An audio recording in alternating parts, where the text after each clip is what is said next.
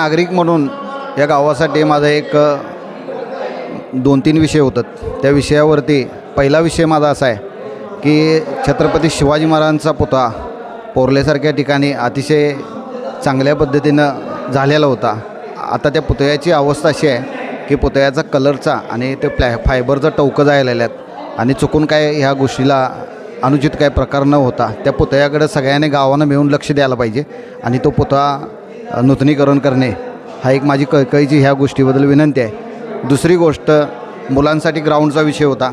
ज्या तळ्यासारख्या ठिकाणी आता सगळ्या गावाचा भरावा येऊन तिथं पडतो आहे, तर तो भरावा पूर्ण सपाटीकरण करून त्या तळ्यामध्ये आता चालू स्थितीमध्ये मुलांना खेळण्यासाठी ते ग्राउंड वापरण्यात द्यावं आणि तो त्याचा वापर होऊन दे.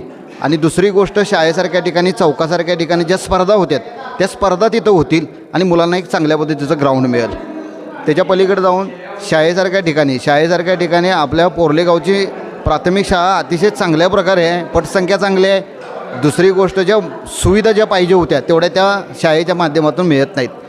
शिक्षकांची कमतरता आहे. दुसरी गोष्ट परत गेटचे शाळा पटांगण मैदानाची वाईट अवस्था आहे.